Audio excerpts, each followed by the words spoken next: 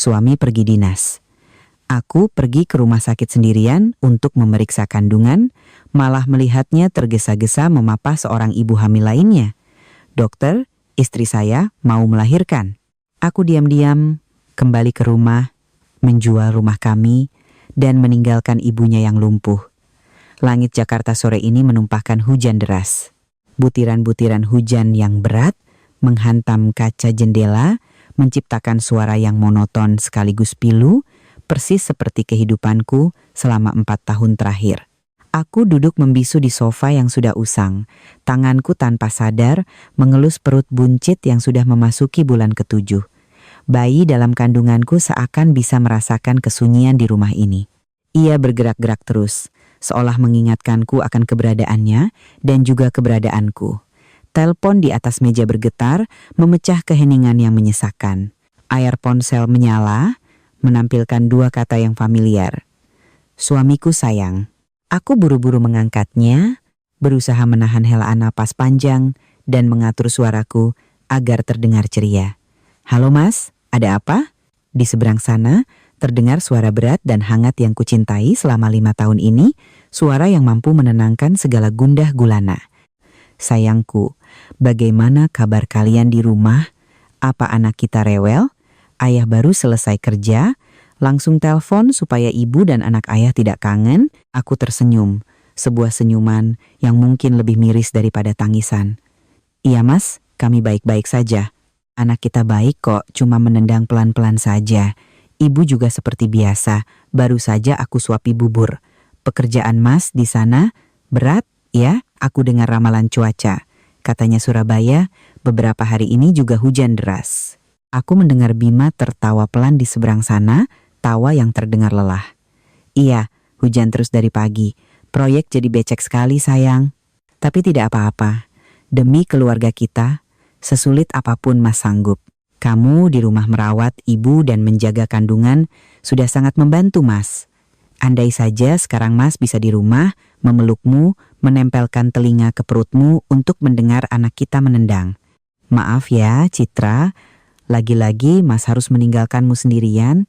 Setiap kata yang ia ucapkan bagai madu yang dituang ke telingaku. Ia selalu seperti itu, selalu tahu cara membuatku merasa dicintai dan dihargai, tak peduli sejauh apapun jarak memisahkan kami. 4 tahun ini sejak Ibu Ratih, ibu mertuaku, mengalami kecelakaan dan lumpuh separuh badan, bahu Bima seolah memikul beban yang lebih berat. Ia harus membiayai pengobatan ibunya sekaligus menopang ekonomi keluarga. Ia berkata padaku, ia adalah laki-laki, kepala keluarga. Tugasku hanya di rumah, berbakti pada ibunya menggantikan dirinya, sementara dunia luar biar ia yang urus. Dan aku percaya pada cinta, pada tanggung jawab pria yang kupilih menjadi suamiku. Aku percaya bahwa perjalanan dinasnya yang tak berkesudahan adalah pengorbanan sunyinya untuk keluarga kecil kami. Jangan bicara begitu, Mas. Aku mengerti kok. Mas di sana jaga kesehatan ya. Jangan lupa makan yang teratur. Aku dan anak kita di rumah baik-baik saja. Ibu juga stabil. Mas tenang saja bekerja. Aku tahu istriku memang yang terbaik. Sudah dulu ya Mas mau rapat. Nanti malam Mas telepon lagi. Mas sayang sekali sama kalian berdua. Panggilan berakhir, mengembalikan keheningan di rumah ini.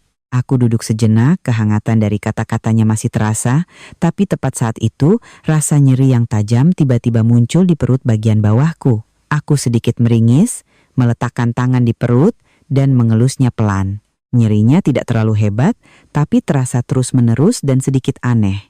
Sebagai orang yang baru pertama kali hamil, aku tentu saja cemas. Bagaimana jika terjadi sesuatu yang tidak diinginkan? Tidak, aku tidak boleh membiarkan anakku dalam bahaya. Bima sedang jauh, aku harus kuat sendirian. Dengan pikiran itu, aku memutuskan untuk segera ke rumah sakit untuk memeriksakannya. Aku masuk ke kamar, berpesan beberapa patah kata pada ibu mertuaku, meskipun aku tahu ia tak bisa menjawab. Aku mengenakan jas hujan, dengan susah payah berjalan ke depan gang di tengah hujan deras.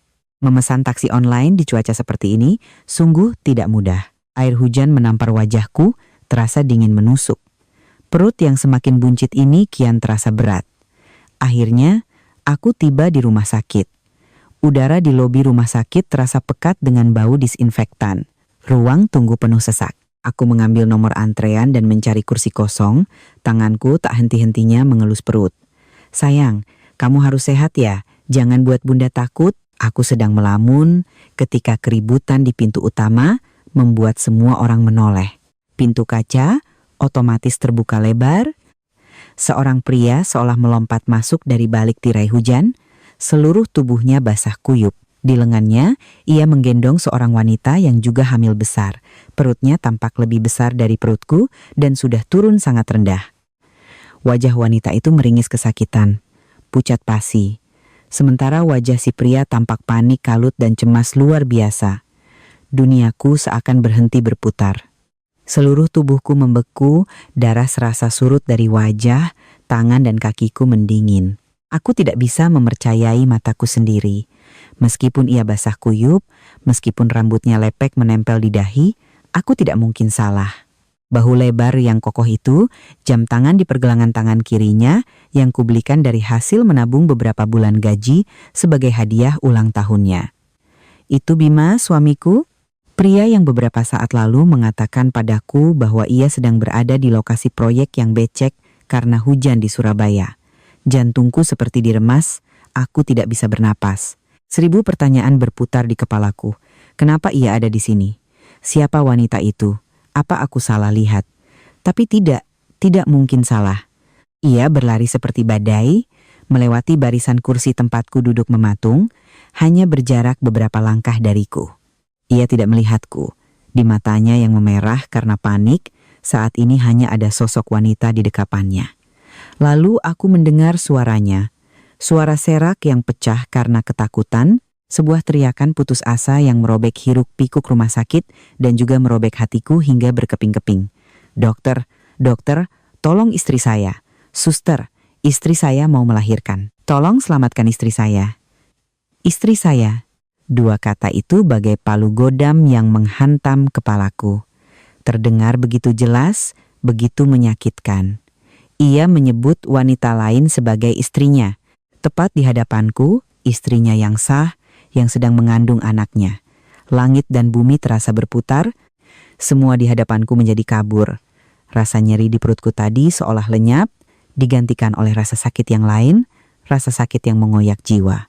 Kukira aku akan pingsan, akan berteriak, akan berlari ke sana untuk menuntut penjelasan, untuk membongkar wajah munafiknya. Tapi tidak. Tepat saat itu, anak dalam kandunganku menendang dengan keras. Sebuah tendangan yang sangat kuat, seolah ingin membangunkan ibunya yang sedang tenggelam di jurang keputusasaan. Tendangan itu menyadarkanku. Air mata yang sudah dipelupuk tiba-tiba mengering. Rasa sakit di dada berubah menjadi bongkahan es yang dingin. Aku tidak menangis, aku tidak membuat keributan, karena aku tiba-tiba sadar semuanya sudah terlalu jelas. Sebuah sandiwara yang sempurna telah dipentaskan, dan aku adalah boneka paling bodoh dalam pertunjukan itu. Pengorbananku, perawatanku, cintaku, semuanya hanya lelucon. Aku memandangi punggung Bima yang tergesa-gesa saat ia dan perawat mendorong wanita itu ke ruang gawat darurat. Ia tidak sekalipun menoleh ke belakang, saat itu juga cintaku padanya mati. Benar-benar mati. Aku perlahan berdiri, rasa nyeri tadi sudah hilang, seolah tak pernah ada. Tubuhku terasa ringan secara aneh. Aku tidak jadi masuk ke ruang periksa. Aku berbalik dan melangkah pergi, pelan tapi pasti. Aku membaur dengan kerumunan orang, keluar dari gerbang rumah sakit, dan melangkah ke dalam tirai hujan yang dingin. Hujan masih turun, tapi aku tidak lagi merasa dingin. Karena dingin di hatiku ribuan kali lebih menakutkan. Sebuah keputusan yang dingin dan kejam baru saja terbentuk di kepalaku. Ia telah memilih wanita itu, telah memanggilnya istri. Baiklah, kalau begitu, aku, Citra, akan mengembalikan semuanya padanya. Aku akan memberinya kebebasan, dan aku akan mengambil semua yang ia kira miliknya. Dimulai dari rumah itu. Permainan ini, mulai sekarang, aku yang akan menentukan aturannya. Hadirin sekalian, cerita yang akan kita lalui bersama ini mungkin akan memiliki detail yang difiksikan, diciptakan dengan bantuan kecerdasan buatan. Tujuan utamanya tidak lain adalah untuk hiburan. Tetapi yang lebih penting adalah untuk menyampaikan pelajaran dan pesan pendidikan yang mendalam tentang kepercayaan, pengkhianatan, dan kekuatan tersembunyi seorang wanita ketika didesak hingga ke batasnya. Setiap dari kita mungkin bisa melihat sebagian dari diri kita atau orang-orang di sekitar kita dalam cerita ini. Dan semoga setelah mendengarkan, setiap orang akan memetik sesuatu yang bermakna. Apakah keheningan menakutkan dari Citra adalah awal dari badai balas dendam yang mengerikan? Bagaimana rencananya akan dijalankan? Mari kita simak bersama di bagian selanjutnya. Aku kembali ke rumah yang pernah kusebut sebagai surga kecilku, dalam keadaan jiwa yang kosong. Taksi berhenti di ujung gang. Aku membayar lalu turun dengan langkah gontai. Hujan sudah mereda, hanya menyisakan gerimis tipis seperti kabut air. Tapi rasa dingin sudah meresap hingga ke tulang sumsum. Aku tidak merasakan apa-apa lagi. Tidak basah, tidak dingin. Dunia luar seakan terpisah oleh selaput tak kasat mata. Di dalam selaput itu, hanya ada teriakan Bima, suamiku, yang terus berulang, "Dokter, tolong istri saya." Dua kata istri saya itu lebih dingin dari hujan sore ini. Membekukan segala emosi, hanya menyisakan kehampaan yang menakutkan. Kumasukkan kunci ke lubang pintu, gerbang besi berderit pilu. Bau disinfektan yang familiar menyeruak ke hidungku. 4 tahun ini, rumah ini selalu beraroma seperti rumah sakit, aroma penderitaan dan ketidakberdayaan. Dan baru sekarang aku sadar, juga beraroma kebohongan. Semua di dalam rumah masih sama seperti saat kutinggalkan. Remote TV tergeletak di meja, gelas air yang kuminum setengah masih ada di sana.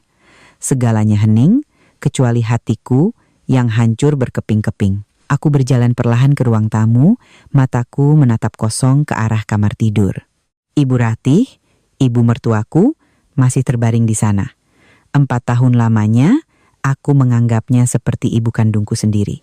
Aku menanggalkan pekerjaanku, menyingkirkan mimpi-mimpi pribadiku untuk merawatnya di rumah. Setiap hari aku membuatkan bubur, menghaluskannya, dan menyuapinya sesendok demi sesendok. Aku memandikannya, mengganti popoknya, memijat tangan dan kakinya, mengajaknya bicara seolah ia bisa mendengar dan mengerti, hanya agar ia tidak merasa kesepian.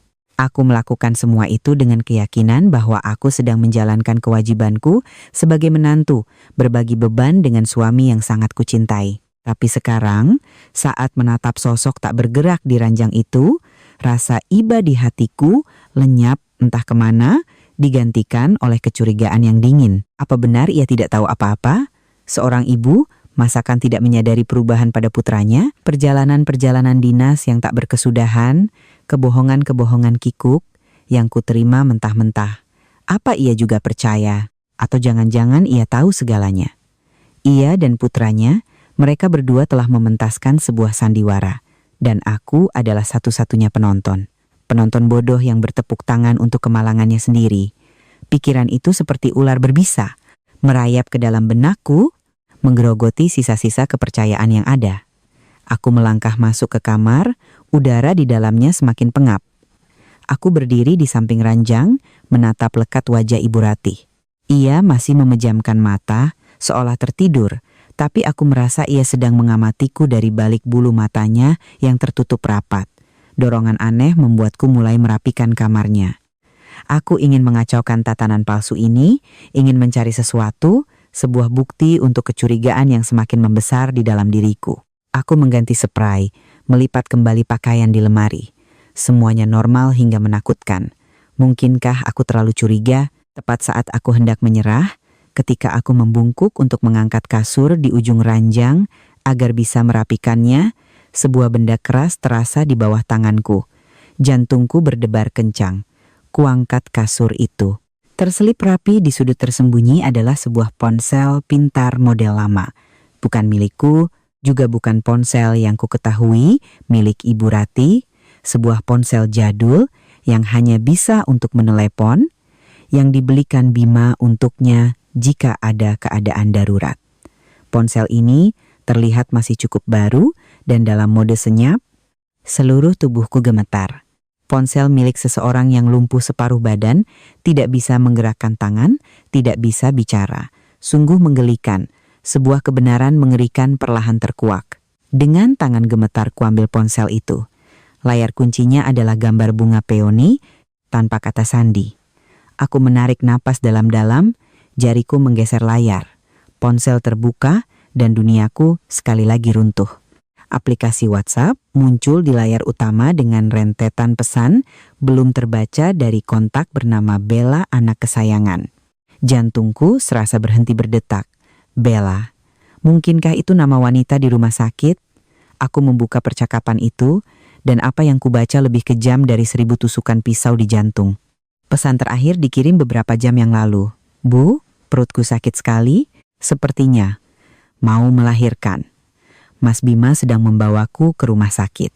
Ibu di rumah tenang saja ya, jangan sampai si Citra curiga. Pesan lain dari kemarin, besok dia mau periksa kandungan lagi, Bu. Ibu pura-pura saja lemas, jangan mau makan banyak biar dia khawatir dan cepat pulang. Tidak sempat keluyuran. Lalu, rentetan pesan lainnya yang terbentang sejak berbulan-bulan lalu, membongkar seluruh konspirasi menjijikan mereka. Menantu kesayangan ibu, bagaimana kabarmu dan Bima? Jangan lupa makan yang banyak ya untuk cucu laki-laki ibu.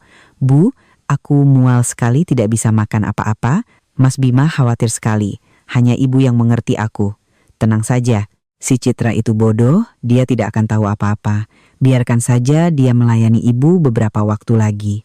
Tunggu kamu melahirkan anak laki-laki, Bima pasti akan cari alasan untuk menceraikannya. Nanti kita bisa hidup enak. Ingat ya Bu, jangan sampai dia tahu ibu bisa bergerak. Pura-pura lumpuh saja yang meyakinkan. Akting yang bagus ya Bu, masa depan putra ibu dan cucu ibu bergantung pada kemampuan akting ibu. Aku membaca, tidak satu kata pun terlewat. Setiap huruf bagai jarum beracun yang menusuk kulitku. Jadi begitu, semuanya adalah sandiwara. Ibu mertua yang kurawat sepenuh hati, ternyata tidak lumpuh total. Ia hanya berakting. Ia bersekongkol dengan selingkuhan putranya, menipuku, menjadikanku pembantu gratis, orang bodoh yang dipermainkan selama 4 tahun. Ia memanggil wanita itu menantu kesayangan, sementara aku, di matanya hanyalah orang bodoh, alat untuk dimanfaatkan. Kuangkat kepalaku, menatap wanita yang terbaring di ranjang. Ia masih memejamkan mata, napasnya teratur. Palsu, semuanya palsu. Kemarahan membuncah hingga menyesakkan napas. Aku ingin berlari, menyibakkan selimut itu, dan berteriak di wajahnya. Aku sudah tahu semuanya, tapi aku tidak melakukannya. Sebuah tamparan, sebuah makian saat ini, apa gunanya? Terlalu ringan untuk apa yang telah mereka lakukan padaku. Kuletakkan kembali ponsel itu di tempatnya, merapikan spray seolah tak terjadi apa-apa. Aku diam-diam keluar, menutup pintu kamar. Kelemahan dalam diriku telah lenyap sepenuhnya, rasa sakit telah berubah menjadi kebencian sedingin es. Mereka ingin bermain. Baiklah, aku akan bermain bersama mereka. Tapi mulai saat ini, aturan mainnya aku yang tentukan. Sandiwara ini, akulah yang akan menulis babak akhirnya. Sebuah akhir yang tak akan pernah mereka bayangkan. Hujan di luar sudah reda sepenuhnya, tapi badai di hatiku baru saja dimulai. Aku duduk sendirian di ruang tamu yang gelap gulita, tidak menyalakan lampu. Cahaya remang dari lampu jalanan masuk, mencetak bayanganku di dinding, sendirian dan membisu. Aku tidak lagi menangis. Sepertinya semua air mataku sudah kering sejak saat aku membaca pesan-pesan di ponsel itu. Pengkhianatan dari satu orang saja sudah cukup menyakitkan. Apalagi ini datang dari 2 orang yang paling kupercaya dan kucintai. Suamiku, teman hidupku, dan ibu mertuaku, yang kuanggap seperti ibu kandung. Mereka bersama-sama menenun jaring kebohongan yang sempurna dan mengurungku di dalamnya selama 4 tahun. Di kepalaku kini, kenangan-kenangan manis masa lalu silih berganti muncul, tapi kini rasanya tidak lagi manis, melainkan pahit dan ironis. Aku ingat hari pernikahan kami, Bima menggenggam tanganku, berjanji di hadapan kedua keluarga akan mencintai dan melindungiku seumur hidup. Konyol. Aku ingat hari ketika orang tuaku memberiku buku tabungan, hasil jerih payah mereka seumur hidup. Mereka berpesan agar aku menggunakan uang itu untuk membeli rumah, tempat bernaung kami sendiri. Ayah dan ibu tidak punya banyak untuk munak, hanya ini agar kamu punya pijakan, agar tidak ada yang bisa meremehkanmu.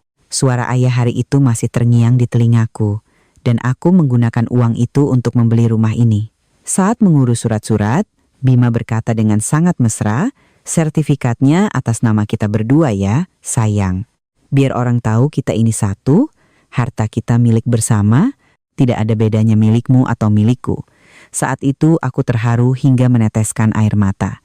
Kukira ia tulus, kukira itu adalah wujud cinta dan ikatan. Tapi sekarang aku sadar, itu hanyalah salah satu langkah dalam rencana jangka panjangnya. Ia sudah merencanakannya sejak awal. Ia ingin melegalkan kepemilikannya atas aset yang dihasilkan oleh orang tuaku.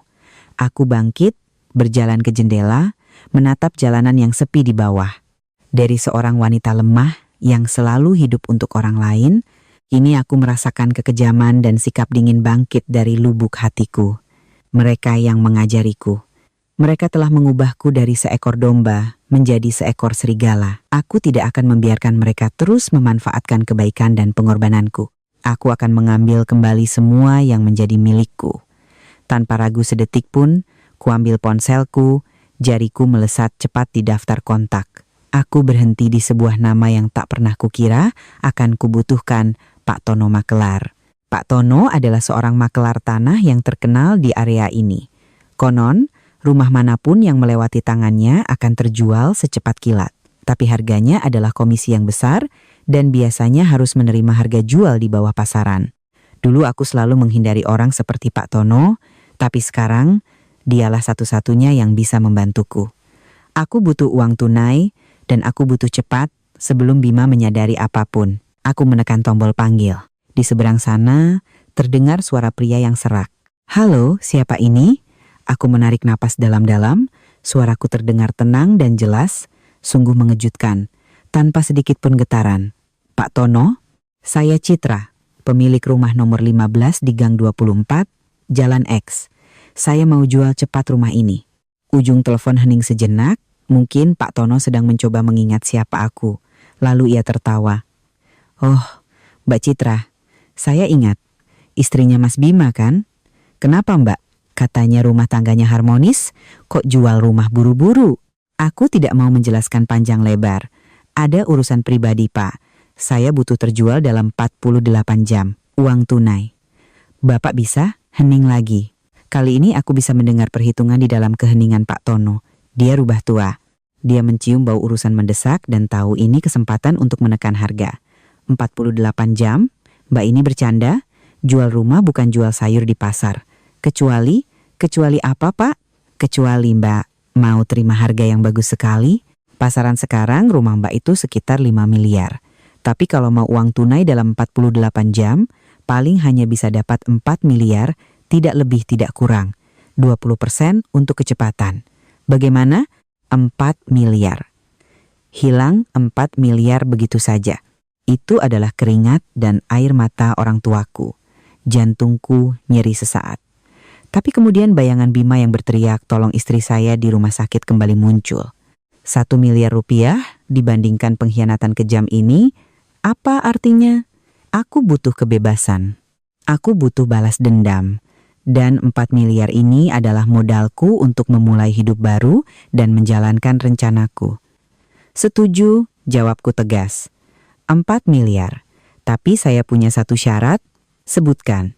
"Semua proses harus dirahasiakan, terutama dari suami saya, Bima. Bilang saja pada pembeli kalau saya sudah diberi kuasa penuh oleh suami. Bapak bisa atur." Pak Tono tertawa keras di seberang sana. "Kirain apa? Gampang itu. Mbak siapkan saja surat-suratnya.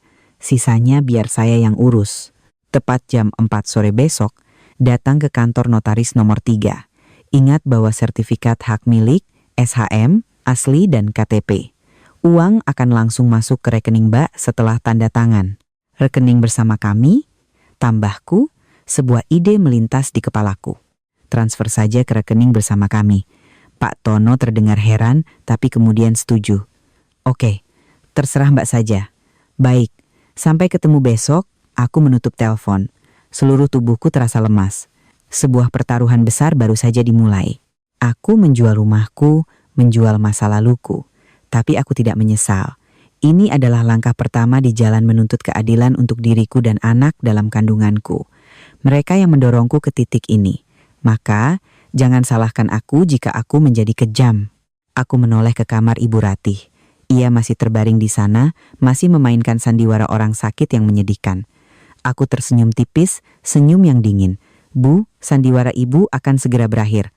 Menantumu ini akan menyiapkan hadiah kejutan yang tak akan pernah ibu bayangkan. 48 jam ke depan akan menjadi waktu yang menentukan nasibku. Rencana sudah dibuat, dan aku tidak akan membiarkan ada kesalahan sedikit pun. Sementara Bima, suamiku yang sah, masih siaga di rumah sakit merawat istri dan anak wanita itu. Di rumah, istrinya yang asli diam-diam melakukan sebuah pelarian spektakuler. Keesokan paginya, aku bangun lebih awal dari biasanya. Tidak ada lagi rasa lelah ibu hamil, tidak ada lagi nyeri punggung.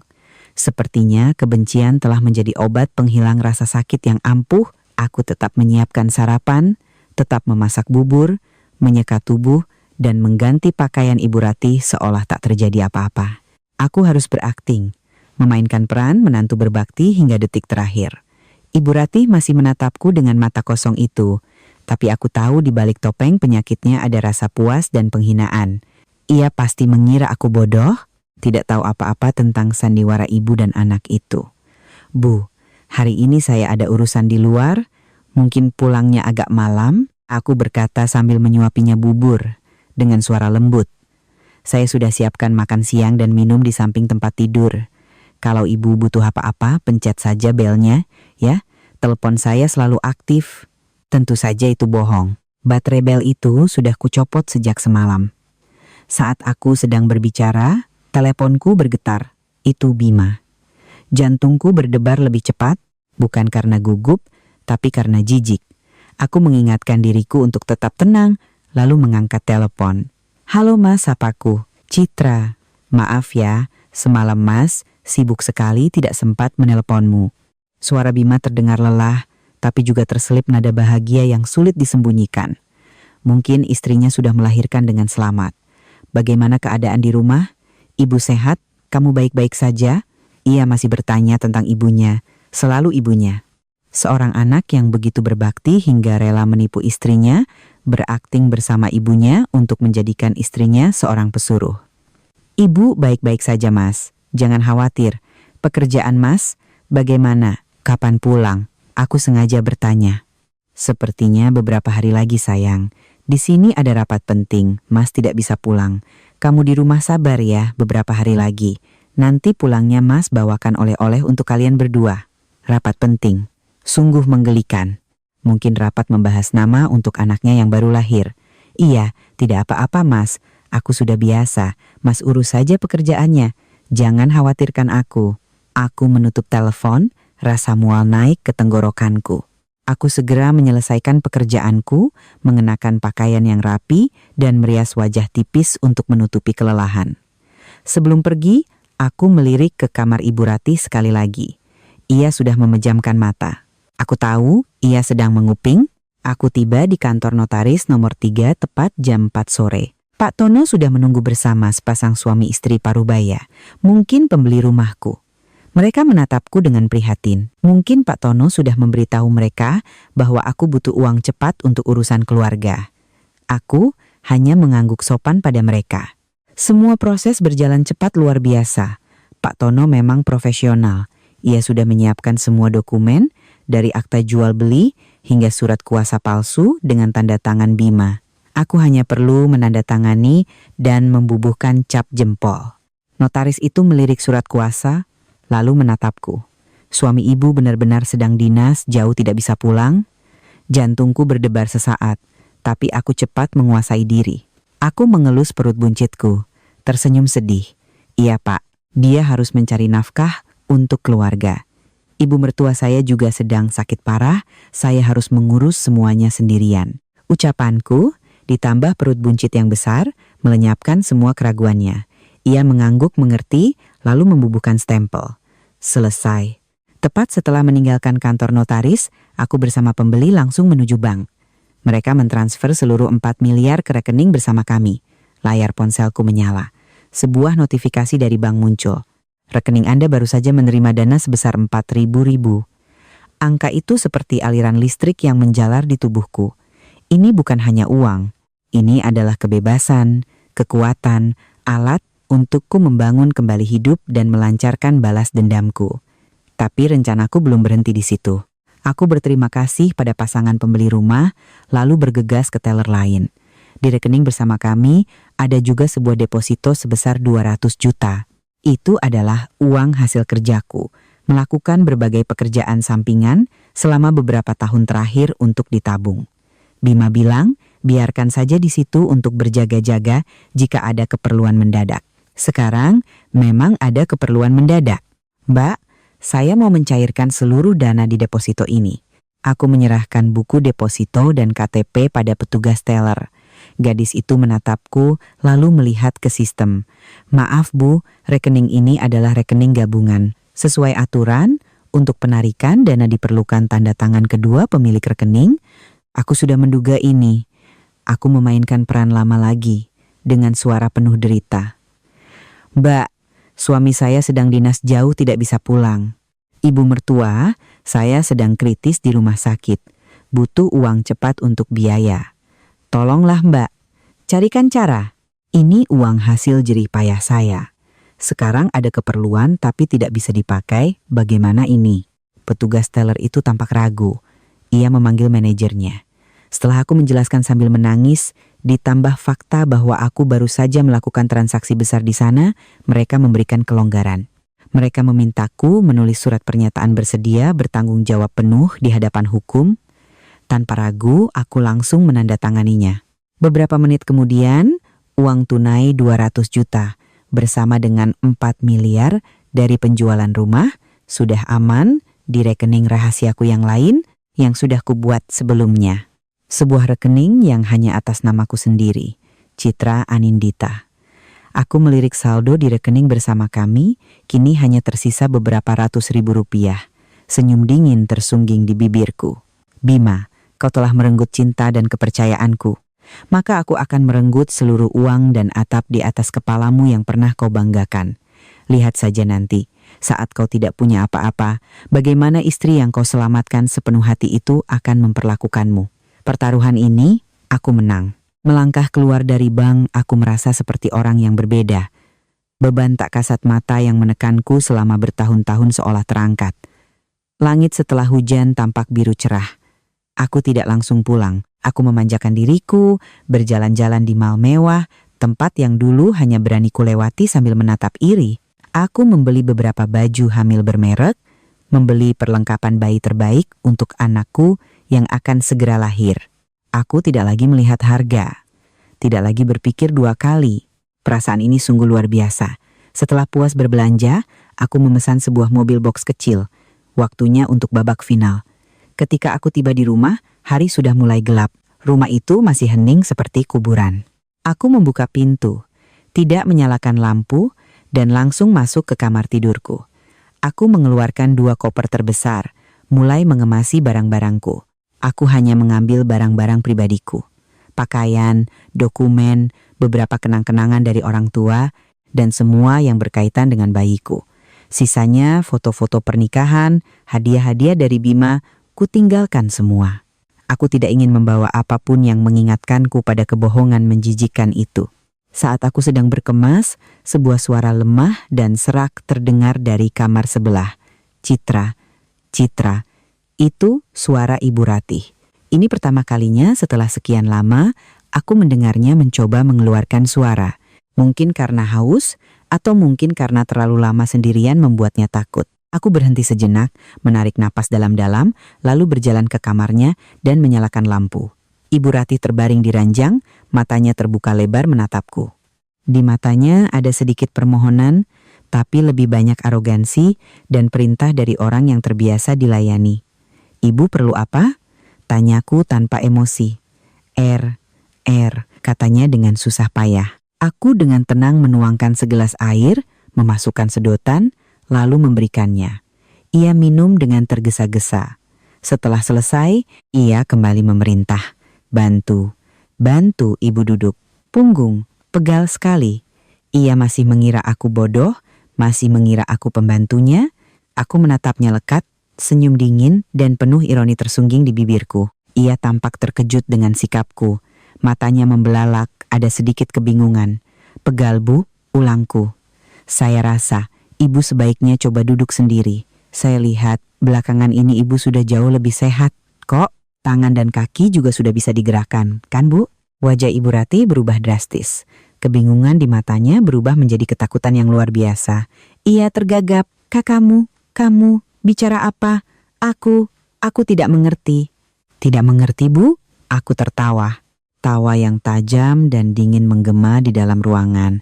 Baiklah, biar saya jelaskan. Menantu kesayangan ibu, bagaimana kabarmu dan Bima? Biarkan saja si Citra itu melayani ibu beberapa waktu lagi. Akting yang bagus ya, Bu. Masa depan putra ibu bergantung pada kemampuan akting ibu. Ibu kenal dengan kalimat-kalimat ini? Aku mengulangi persis pesan-pesan yang kulihat di ponsel rahasianya. Setiap kalimat yang kuucapkan, wajah Ibu Rati semakin pucat. Hingga kalimat terakhir, wajahnya sudah putih seperti kertas, tak ada setetes darah pun tersisa. Ia ternganga, seluruh tubuhnya gemetar hebat. Bukan karena penyakit, tapi karena kedoknya terbongkar. Bagaimana? Bagaimana kamu? Bagaimana saya bisa tahu begitu? Aku mendekat ke ranjang, membungkuk dan berbisik di telinganya. Suara pelan tapi cukup jelas untuk ia dengar setiap katanya. Sepandai-pandainya tupai melompat, akhirnya jatuh juga, Bu. Sandiwara ibu dan putra ibu sangat bagus, tapi sudah waktunya turun panggung. Aku berdiri tegak, menatapnya untuk terakhir kali.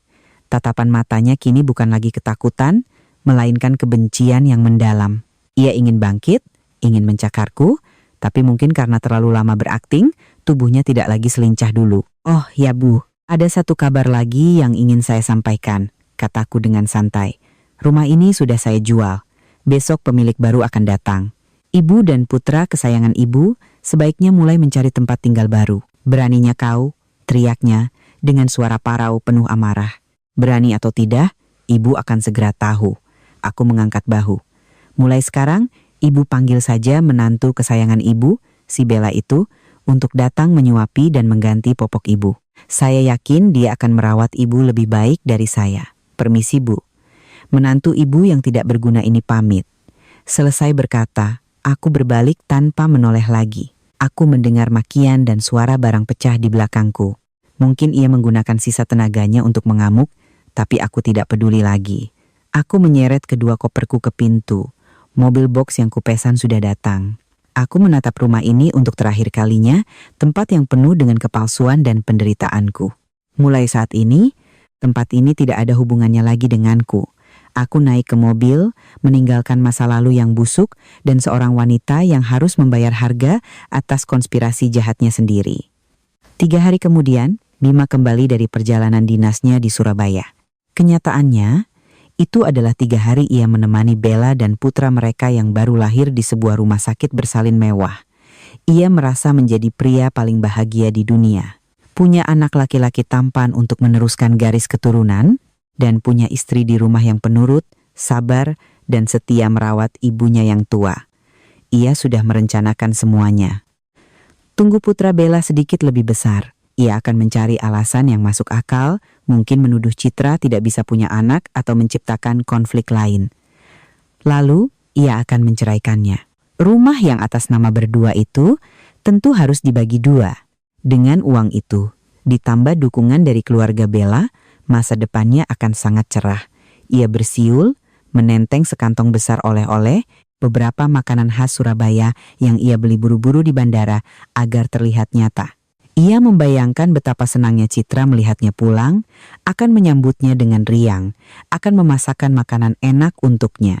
Memikirkan itu, ia tersenyum puas. Gadis bodoh itu memang mudah ditipu. Ia memasukkan kunci ke lubang pintu, tapi pintu tidak terkunci. Ia sedikit mengerutkan kening, firasat buruk mulai terasa. Ia mendorong pintu dan masuk. Pemandangan di hadapannya membuatnya terpana. Rumah itu kosong melompong. Ruang tamu, tidak ada lagi sofa, tidak ada TV, tidak ada meja. Semuanya lenyap, hanya menyisakan bekas di lantai, bukti bahwa pernah ada perabotan di sana. Ia panik, bergegas lari ke kamar tidur mereka. Kosong juga, lemari pakaian terbuka, Tidak ada sehelai pun kain milik Citra. Meja rias kosong, semua jejak Citra telah terhapus, seolah ia tak pernah ada di sana.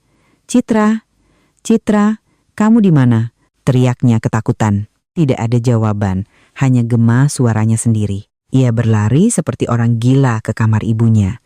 Pintu terbuka lebar dan pemandangan yang lebih mengerikan menantinya. Ibunya, Ibu Ratih, terbaring di satu-satunya ranjang medis yang tersisa di tengah ruangan yang kosong. Rambutnya acak-acakan, pakaiannya kusut, wajahnya tirus, matanya cekung. Melihatnya, ibunya pecah dalam tangis yang penuh amarah dan penyesalan. "Ibu, ibu kenapa? Apa yang terjadi? Citra di mana?" Bima berlari ke samping ranjang, menggenggam tangan ibunya. Dia pergi," kata Ibu Ratih dengan susah payah. Air mata bercucuran. "Dia tahu semuanya. Dia jual rumah ini, Nak. Dia meninggalkan kita." "Jual rumah? Ibu bicara apa? Bagaimana bisa dia menjualnya? Rumah ini juga atas namaku. Ibu tidak salah?" Tepat saat itu, terdengar suara orang masuk. Seorang pria asing diikuti beberapa tukang bangunan. Pria itu menatap Bima dan ibunya dengan tatapan tidak suka. "Kalian siapa? Kenapa ada di dalam rumah saya? Rumah Bapak? Bapak ini bicara ngawur apa? Ini rumah saya?" bentak Bima. Pria itu mengangkat bahu, mengeluarkan setumpuk dokumen dari sakunya. "Ini akta jual beli, sudah disahkan notaris. Rumah ini saya beli dari Ibu Citra, istri Anda, 3 hari yang lalu. Hari ini saya datang untuk mulai renovasi. Mohon Bapak dan Ibu segera berkemas. Kami mau bekerja." Bima merebut dokumen itu, setiap huruf di atasnya bagai pisau yang menusuk matanya. Tanda tangan Citra, stempel merah notaris, surat kuasa dengan tanda tangan palsunya, semuanya sah. Ia merasa dunia runtuh di bawah kakinya. Pikirannya kalut. Wanita itu, wanita yang selalu ia anggap bodoh dan polos. Ia berani mempermainkannya, menjual rumah, mengambil semua uang, lalu pergi. Tidak mungkin. Perempuan, sialan. AKU akan membunuhnya. Teriaknya seperti binatang buas yang terluka, meremas akta itu di tangannya. Pemilik rumah yang baru kehilangan kesabaran, ia memanggil tukang-tukangnya. "Angkat ranjang ini keluar. Cepat, beraninya kalian." Bima membelalak, hendak menerjang, tapi beberapa tukang yang bertubuh besar dengan cepat menahannya. Tanpa banyak bicara, mereka mengangkat ranjang medis itu dengan Ibu Ratih yang masih meraung-raung di atasnya, langsung keluar pintu. Barang-barang pribadi ibunya yang sedikit juga dilempar keluar tanpa ampun. Bima tak berdaya melihat ibunya diusir ke jalan seperti barang bekas. Pintu rumah dibanting di hadapannya, mengakhiri semua ilusinya. Ia berdiri di luar, di samping ibunya yang lumpuh dan ranjang rumah sakit yang teronggok sendirian. Hilang sudah. Ia telah kehilangan segalanya. Rumah, uang, dan istri yang ia remehkan. Amarah dan rasa malu membuncah. Ia mengeluarkan ponselnya. Dengan panik menekan nomor Citra. Nomor yang Anda tuju sedang tidak aktif atau berada di luar jangkauan. Silakan coba beberapa saat lagi. Suara operator otomatis terdengar, dingin, dan tanpa emosi, seolah mengejek kegagalan totalnya. Malam turun, mewarnai gang kecil itu dengan kegelapan. Cahaya kuning lampu jalanan menyoroti pemandangan pilu Bima dan ibunya. Mereka masih duduk di sana, di samping ranjang rumah sakit yang diletakkan begitu saja di trotoar. Tetangga yang lewat ada yang menunjuk-nunjuk penasaran, ada yang menggelengkan kepala prihatin, ada pula yang tersenyum sinis karena sudah tahu belang keluarga mereka dari cerita pemilik rumah baru. Rasa malu bagai ribuan jarum yang menusuk kulit Bima. Ia belum pernah merasa sehina dan tak berdaya ini. Ibu Ratih sudah berhenti menangis, tapi tubuhnya gemetar kedinginan dan ketakutan. "Bima, Ibu, dingin, cari tempat untuk Ibu, Nak." Bima menatap ibunya, lalu melihat sekeliling. Ia tahu tidak bisa duduk di sini selamanya. Ia harus mencari tempat menginap. Tapi kemana? Teman? Saudara? Tidak. Ia tidak bisa membiarkan mereka melihat keadaannya yang menyedihkan ini. Ia menggigit bibir, mengambil sisa uang terakhir di dompetnya. Ia memapah ibunya, membawanya ke sebuah losmen kumuh yang tersembunyi di gang lain. Kamar losmen itu kecil, lembab, dan berbau apek. Spraynya bernoda kuning, dindingnya belang-belang karena lumut. Dibandingkan dengan rumahnya yang nyaman dulu, tempat ini tak ubahnya neraka. Bima membaringkan ibunya, menarik selimut tipis untuk menutupi tubuhnya. Ibu Rati melihat sekeliling kamar, air matanya kembali mengalir. Kenapa? Kenapa jadi begini, Nak? Ini semua salah dia. Bima tidak berkata apa-apa. Ia terduduk di kursi, membenamkan wajah di kedua tangannya. Sekarang bukan waktunya menyalahkan siapapun. Ia harus mencari solusi. Ia terus menelepon Citra berkali-kali, tapi yang terdengar hanya suara operator. Ia mengirim pesan, memaki, mengancam, memohon, tapi tak ada balasan. Citra seolah lenyap dari muka bumi. Perutnya mulai keroncongan. Bima sadar, sejak pulang ia belum makan apa-apa. Ia menatap ibunya, yang juga terbaring lemah dan lapar. Ia harus membeli makanan. Ia keluar membeli 2 bungkus nasi warteg murah, lalu kembali. Ia menyuapi ibunya sesendok demi sesendok. Makanan ini belum pernah terasa sepahit ini. Ibu Rati hanya makan beberapa suap lalu menggeleng. Susah ditelan. Ibu ingat bubur buatan Citra. Mendengar nama Citra, amarah di hati Bima kembali menyala. Benar, perempuan itu yang membuat mereka seperti ini. Tapi marah pun, ia harus menghadapi kenyataan. Uang di dompetnya tak banyak lagi, hanya cukup untuk membayar losmen beberapa hari. Ia butuh uang, sangat banyak uang. Uang untuk menyewa tempat yang lebih layak untuk ibunya, uang untuk menyewa perawat, dan uang untuk Bella serta anak mereka yang baru lahir. Benar juga, ia masih punya Bella. Bella adalah harapan terakhirnya. Bella anak orang kaya. Ia pasti tidak akan meninggalkannya dalam keadaan seperti ini. Ia akan menemuinya, menceritakan semuanya. Ia akan membawa ibunya untuk sementara tinggal di apartemen mewah yang disewa Bella. Dengan bujuk rayunya, ia yakin bisa meyakinkan Bella. Memikirkan itu, secercah harapan muncul di tengah kegelapan. Bu, ibu istirahat di sini ya. Aku keluar sebentar, nanti kembali lagi, katanya pada Ibu Rati. Ia mengenakan jaketnya, naik ojek menuju apartemen mewah tempat Bella tinggal. Berdiri di depan pintu apartemen, ia menarik napas dalam-dalam, mencoba merapikan pakaian dan ekspresi wajahnya agar tidak terlihat terlalu menyedihkan. Ia menekan bel. Hujan di luar, di sini ia terdampar. Ini baru awal dari rangkaian tragedi bagi seorang pengkhianat. Apakah Bella, yang ia anggap sebagai penyelamat, benar-benar akan menjadi pelampung atau justru batu yang akan menenggelamkannya lebih dalam? Hidup baru saja memberinya pelajaran pertama tentang pengkhianatan, tapi pelajaran yang paling kejam masih menantinya di depan. Pintu apartemen terbuka sedikit.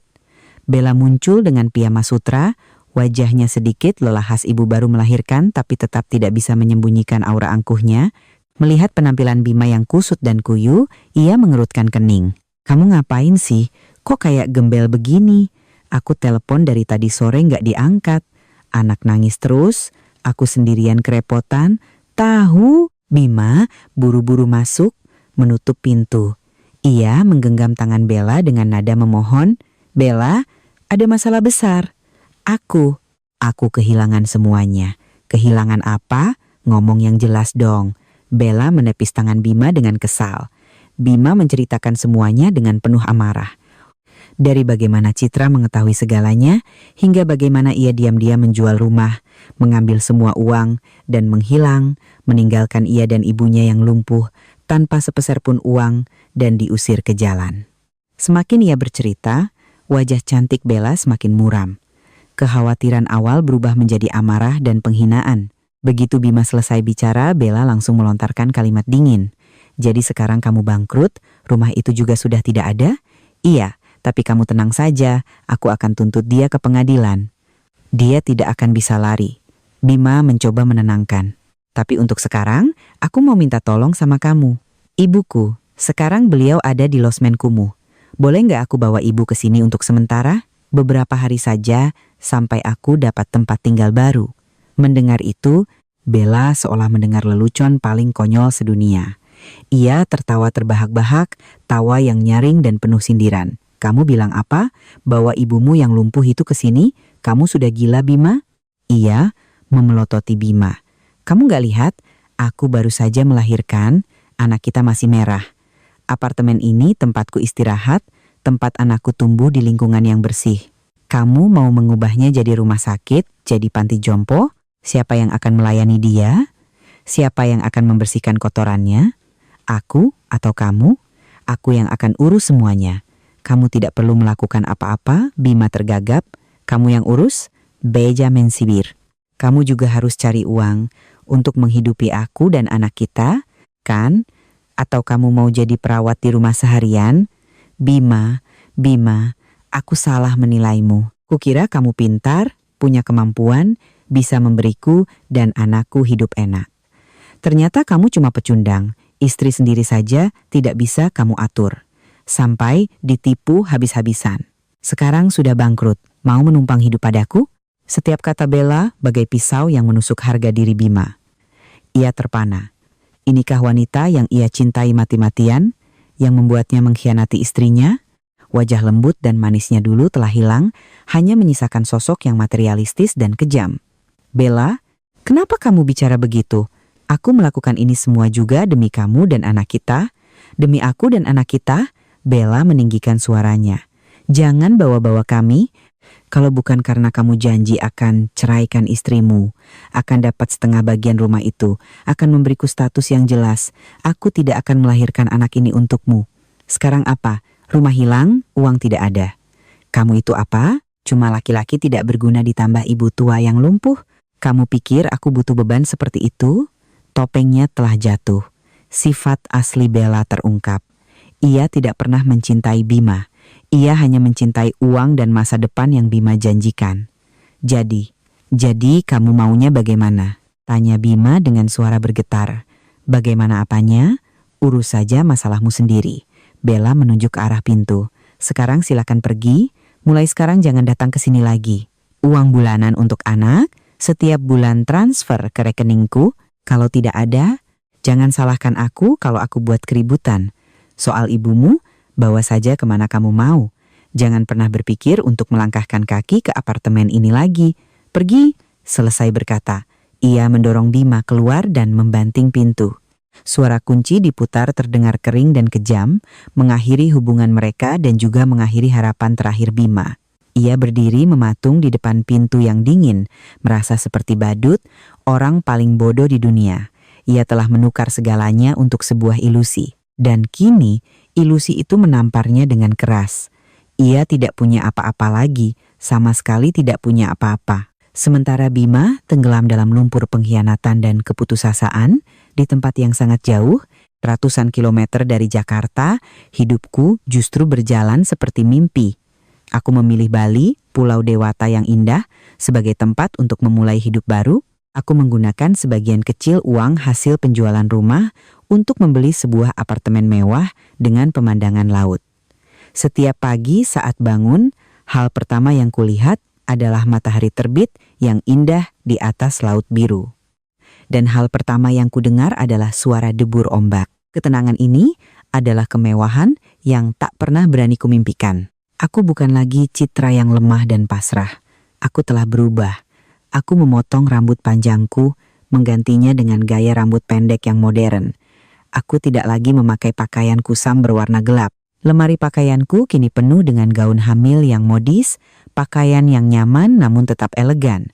Aku belajar mencintai diriku sendiri, sesuatu yang telah kulupakan selama bertahun-tahun.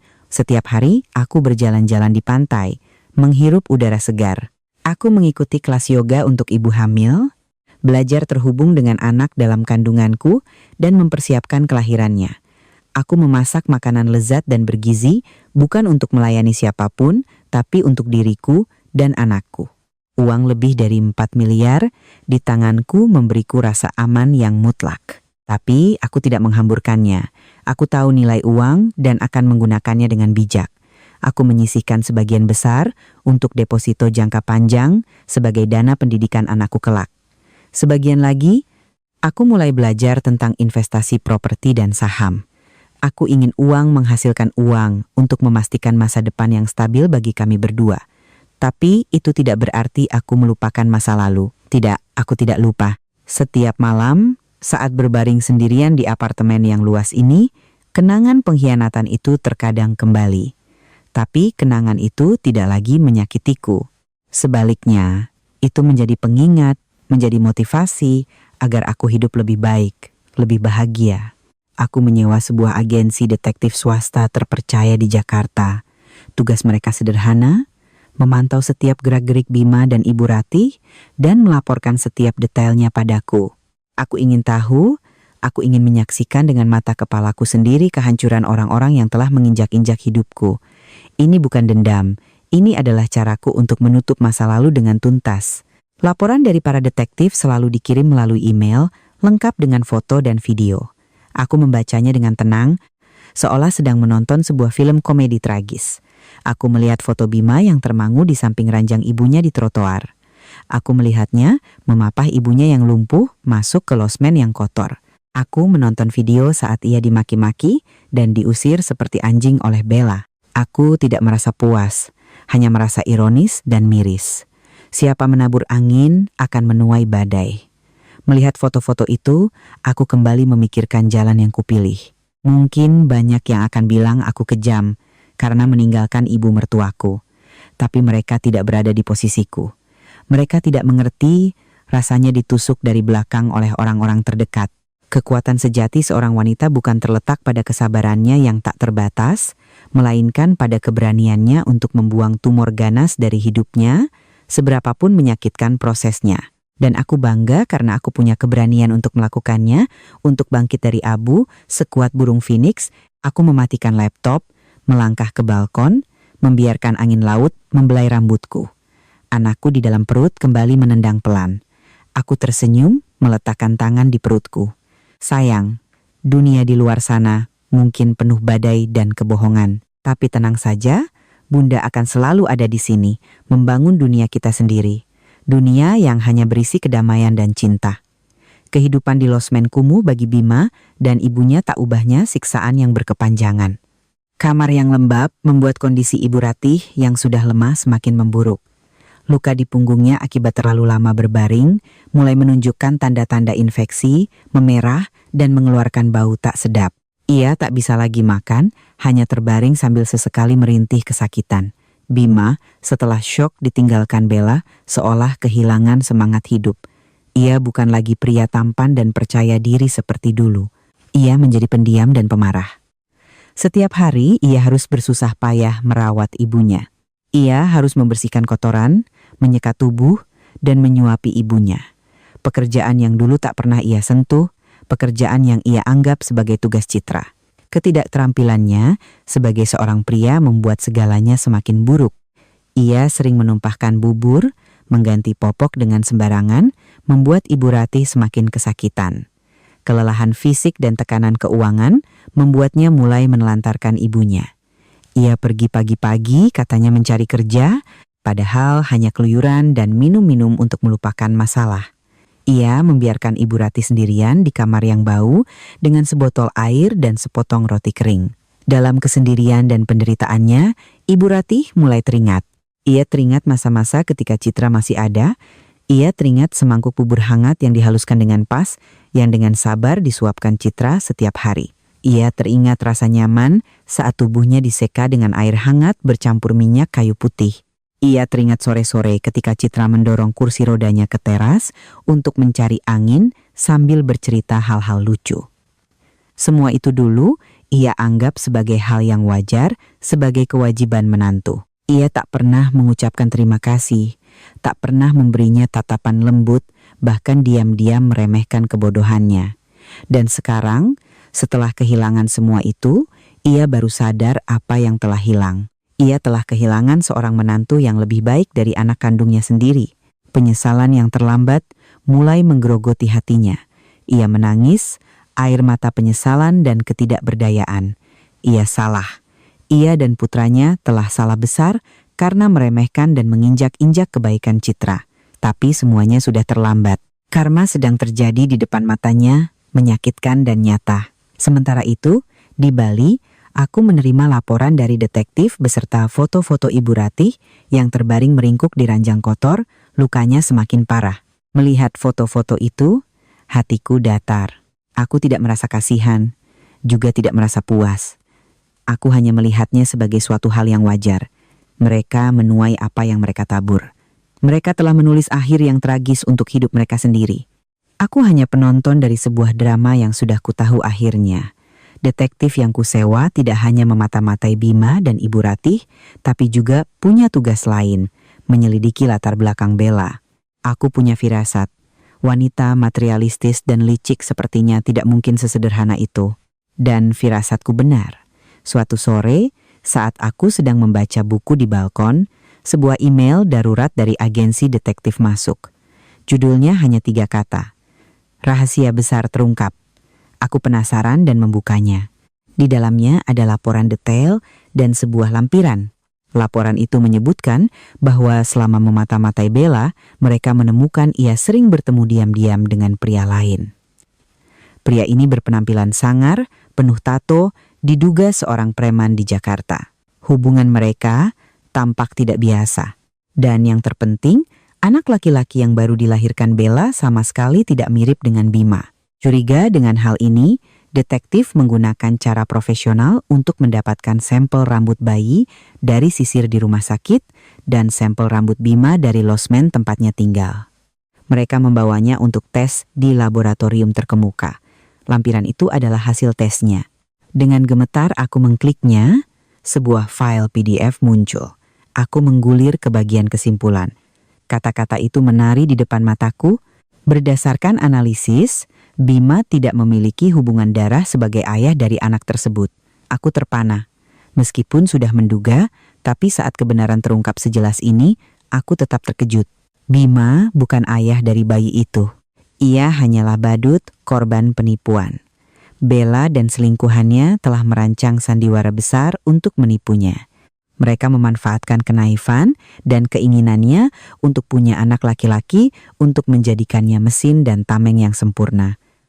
Aku tertawa, tawa yang pahit sekaligus puas. Memang benar, di atas langit masih ada langit. Orang yang menipu akhirnya ditipu dengan cara yang lebih menyakitkan. Bima mengkhianatiku demi sebuah ilusi, dan kini ilusi itu pecah, meninggalkan kenyataan pahit. Ia kehilangan istri, rumah, uang, dan sekarang bahkan anak laki-laki yang ia banggakan pun bukan miliknya. Aku terdiam sejenak, berpikir apa yang harus kulakukan dengan informasi ini. Aku bisa saja diam, membiarkan Bima hidup dalam kebodohannya, terus membiayai anak orang lain. Tapi tidak, itu terlalu ringan. Aku ingin ia merasakan rasanya dikhianati, rasanya dunia runtuh di bawah kakinya, sama seperti yang ia lakukan padaku hari itu di rumah sakit. Aku melampirkan file hasil DNA itu ke email baru. Penerima, Bima, aku tidak menulis sepatah kata pun. Terkadang kebenaran itu sendiri adalah senjata paling tajam. Aku menekan tombol kirim. Sebuah serangan mematikan baru saja dilancarkan, dan aku tahu itu akan menghancurkan sisa-sisa hidup Bima. Bima menerima email itu pada suatu malam. Ia sedang duduk di warnet murah, menjelajahi internet untuk membunuh waktu setelah seharian berkeliling mencari kerja tanpa hasil. Sebuah notifikasi email baru muncul dari alamat yang aneh. Penasaran, ia membukanya. Tidak ada isi, hanya satu lampiran. Ia mengunduh dan membukanya. Hasil tes. Awalnya ia tidak mengerti, ia membaca istilah-istilah ilmiah yang rumit, tapi kemudian matanya berhenti di baris kesimpulan. Tidak ada hubungan darah sebagai ayah. Ia membaca kalimat itu berulang kali, setiap kata bagai palu godam yang menghantam kepalanya. Tidak mungkin. Ini pasti lelucon. Pasti Citra yang memalsukan ini untuk membalas dendam. Tapi jauh di lubuk hatinya, keraguan mulai muncul. Ia teringat saat-saat Bella menelepon diam-diam. Ia teringat Bella yang tidak pernah mau memperlihatkan ponselnya. Dan ia teringat bayi itu. Memang tidak ada sedikit pun kemiripan dengannya. Amarah yang membabi buta meledak. Ia memukul keyboard dengan keras, membuat semua orang di warnet terkejut. Ia tidak peduli. Ia berlari keluar, naik ojek langsung ke apartemen Bella. Ia harus mendapatkan penjelasan. Ia menggedor-gedor pintu dengan keras. Beberapa saat kemudian, Bella membuka pintu dengan wajah kesal. "Kamu ngapain sih kayak nagih utang?" Bima langsung menerobos masuk, melemparkan hasil tes DNA ke meja. "Ini apa?" "Jelaskan, anak itu bukan anakku kan?"